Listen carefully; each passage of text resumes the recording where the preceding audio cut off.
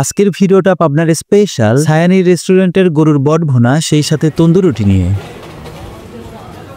এইখানকার গরুর বট তো পাবনাতে খুবই ফেমাস, যদিও আমার এর আগে এখানে খাওয়া হয়নি। সাডেনলি কিছুদিন আগে রাত্রের দিকে আমরা কয়েকজন মিলে চলে যাই সায়ানির রেস্টুরেন্টের গরুর বট ভুনা দিয়ে তন্দুর রুটি ট্রাই করতে। এই যে দেখেন, এক বাটি গরুর বট এই পরিমাণে দিবে। যদিও আমি গরুর বট ভুনার টেস্ট ওইভাবে কোনো কিছুই বুঝি না, জাস্ট আমার কাছে পরিষ্কার পরিচ্ছন্ন আর ঝাল মশলাযুক্ত হইলেই হয়, যাতে রুটি বা পরোটা বা তন্দুর রুটি যেটাই হোক না কেন খাইতে মজা লাগে। আর আমাদের সাথে ছিল রাতুল ভাই। ভাই তো খাবার সম্পর্কে খুবই ভালো আইডিয়া রাখে, যেহেতু রেস্টুরেন্টের সাথে সম্পর্কিত একজন মানুষ। ভাইয়ের কাছ থেকেই শুনি সায়ানির রেস্টুরেন্টের গরুর বট ভুনা কেমন লাগলো।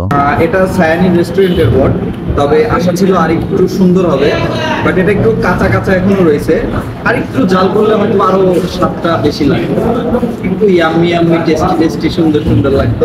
তারপর বলেন, আপনারা সায়ানির রেস্টুরেন্টের কে কে এই গরুর বট ভুনা ট্রাই করেছেন, সেই সাথে পাবনার কোথায় সবচেয়ে ভালো গরুর বট ভুনা পাওয়া যায় কমেন্টে জানাইতে পারেন। সায়ানির রেস্টুরেন্টের লোকেশন রূপকথার রোড, একদম রূপকথা সিনেমা হলের পাশেই, পাবনা। আজকের ভিডিও এই পর্যন্তই, পরবর্তী ভিডিওতে আবার দেখা হবে। সে পর্যন্ত সবাই ভালো থাকবেন, সুস্থ থাকবেন। আল্লাহ হাফেজ।